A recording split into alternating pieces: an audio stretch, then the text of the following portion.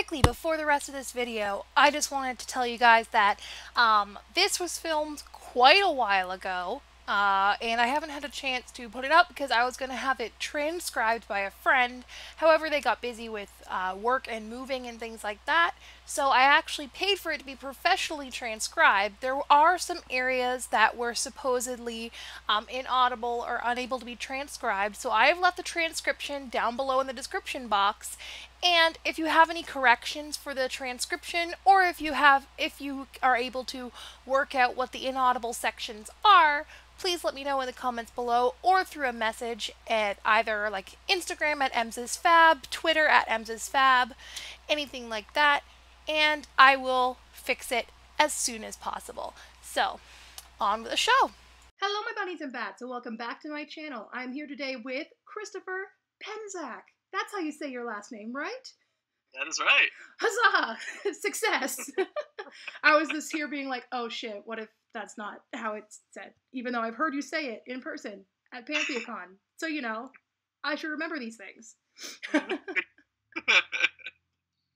Yeah, so we met at PantheaCon during your thing. What is that called? Is that a panel? Presentation, I guess. Yeah. Presentation, yeah. During your presentation on Mandrake, which I thought was fascinating, because I've been getting super into herbalism and tincture making and essences and stuff like that, and I've always been curious about Mandrake, because I was like, this sounds really cool. And that was like super fun, especially since it was my first time in California, first of all. Because you're also technically East Coast, though you're not coast technically. You're from the East like me, because I'm from New Brunswick in Canada. Okay. So you're from the East like me, but that was my first time that far into the States, because the furthest I had been before was New York City. So like that was exciting, but then also big like pagan witchcrafty convention, super exciting, especially since around here it's such a small community. So seeing everyone come together from like everywhere was awesome. Yeah, it was pretty amazing. Yeah. So how many years have you been going to PantheaCon? I think my first year was maybe 2002. Okay. And I've not gone to all of them since then, but I've only skipped out maybe 4 or 5. Nice. I had literally not heard of it until August of last year, and I was like, I'm going. Yeah, it's pretty big. It's probably the biggest indoor U.S. convention and all that. I don't think there's anything bigger at the moment.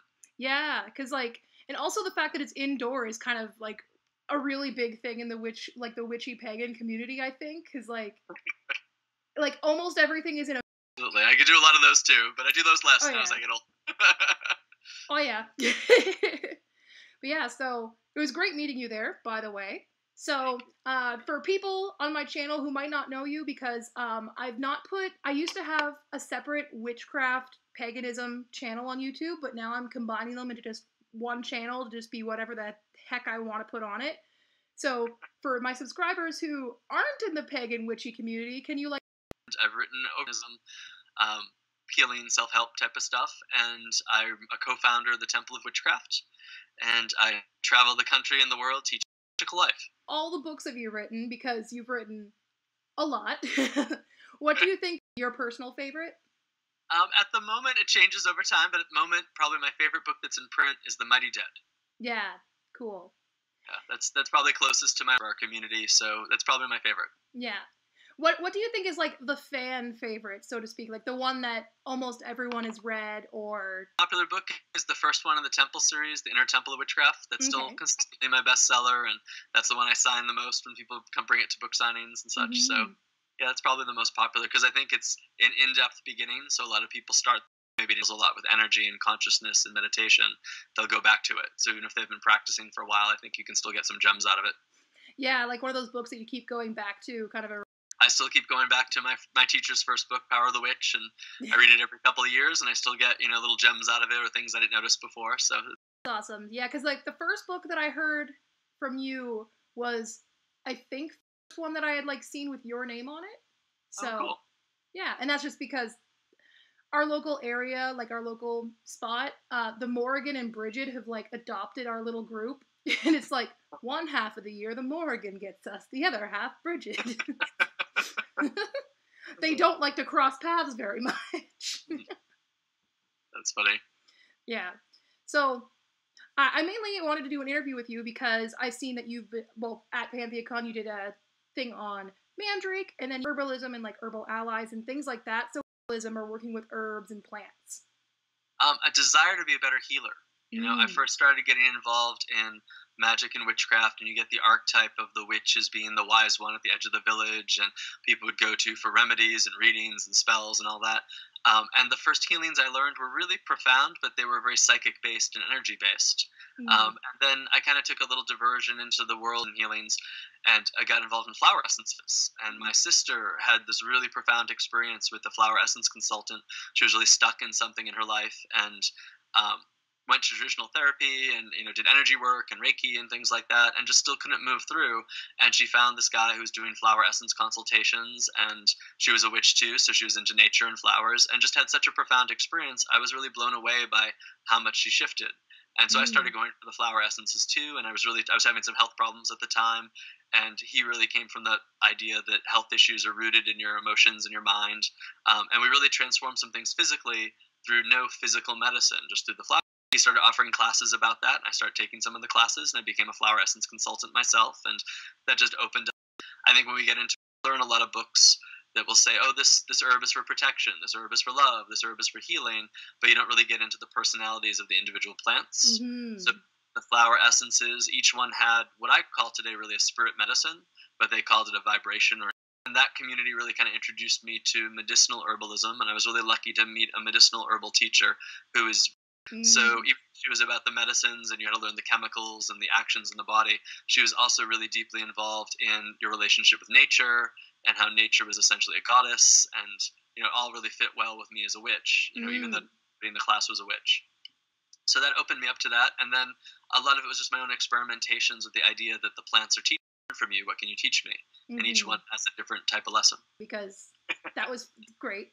That was my first time working with flower essences specifically, because at Witch Camp, because I went to Reclaiming Witch Camp that October before, and that's where I discovered tinctures and working with tinctures. And that was my first, well, it wasn't my first foray into herbal use. Like I used herbs a lot as in charm bags and especially in like kitchen witchery kind of cooking magic stuff, but I had never like gone into it as in an herb can actually heal you physically. So then I got really into tinctures, and actually like I have one right here that's like my favorite. It's called Self Heal, Yarrow, and Violet. I don't know if that says if or IT. And Star of Bethlehem, the best because I work in a mental health field, so it's just like calm me down. But I found the flower essence of the flower, it's like the spirit of it, right, which is like a really different way of looking at things, which I found really, like, if someone's interested in getting, what do you think your recommendations would be for like a complete newbie? Experiential, to go to the local health food store, and most health food stores have a try. A name might stick out to you, an idea might make you think like, oh, I need that. Flower essence. The beautiful thing about flower essences is that because they have no chemical to them, they're not going to mix with any medicines or prescriptions. So when I do a big public listening people, whenever I do a public event, either homeopathic or it's a flower essence, there's no real chemical to it. It's not going to interfere with prescriptions. It's not going to interfere with physical health, but it's really going to bring the spirit of the plant to it. So I think that's out there interesting.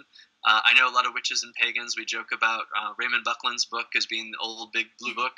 Yeah. It's put up with the Flower Essence Society. It's a big kind of encyclopedia of all the different flower essences out there. Oh, cool.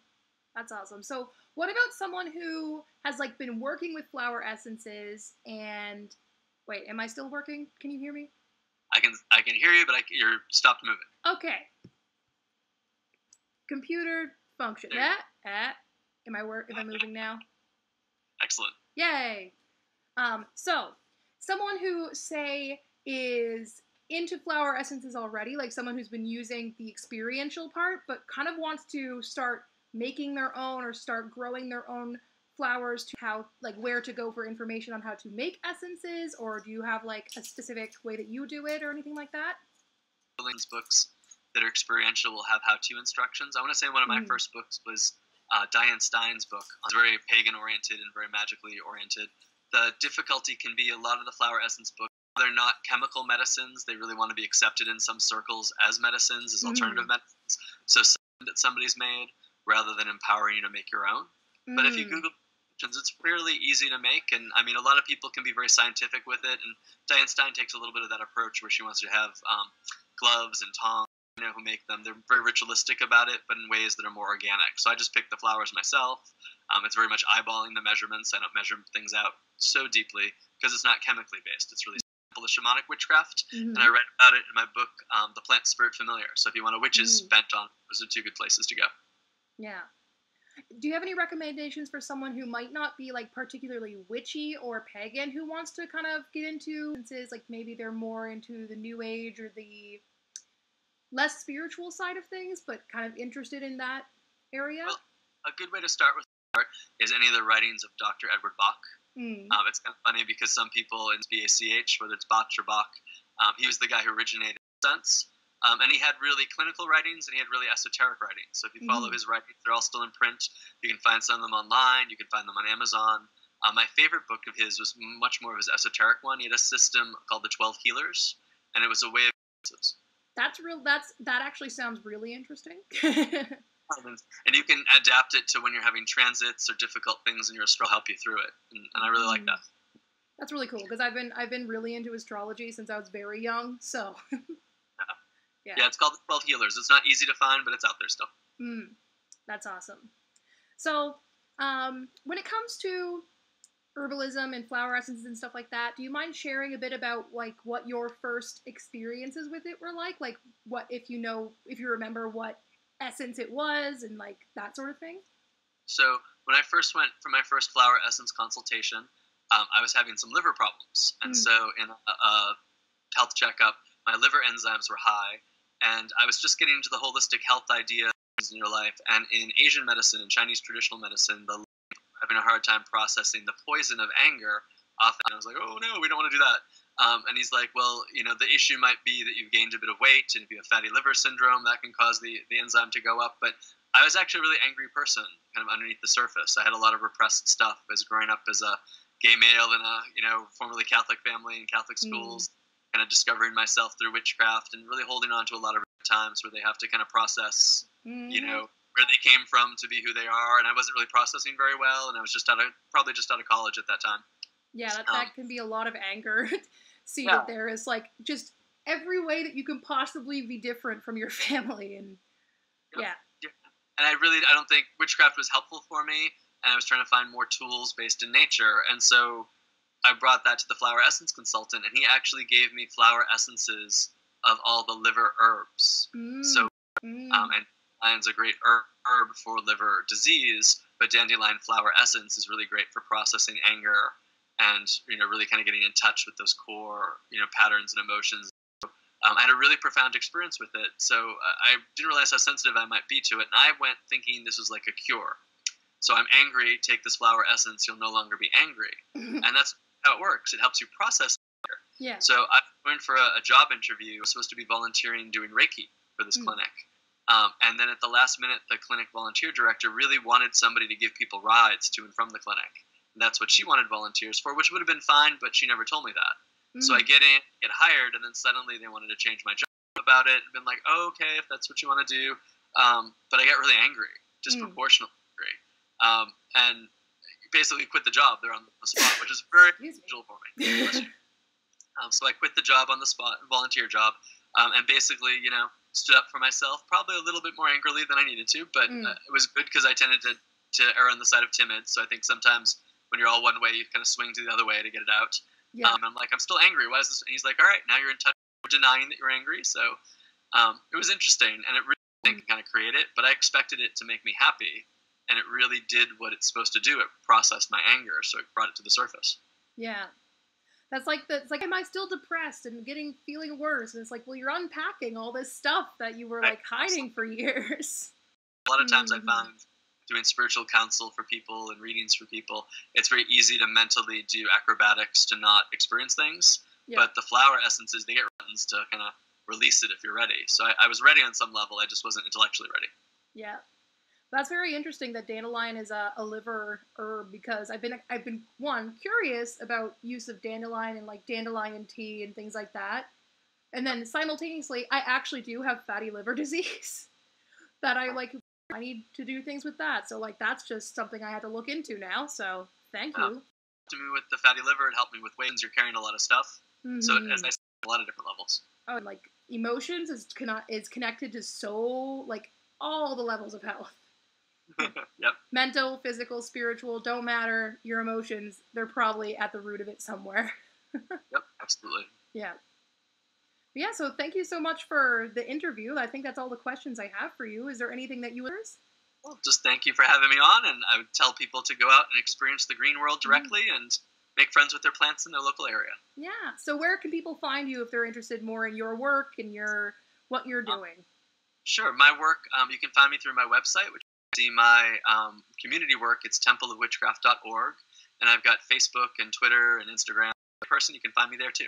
Cool, and I'll link all those down below in the description box, so that people can find. Thank you so much for being here with me today, Christopher. This was super fun. I've been looking forward to this, and even though we've had to like reschedule it a bunch of times because of being sick and all that jazz, but you're quite welcome. Thank you so much for having me. Yeah, well, I hope that you have a great rest of your day, and I hope that my bunnies and bats have a great day. So, thank you. Take care. Sadi. Bye-bye. Bye.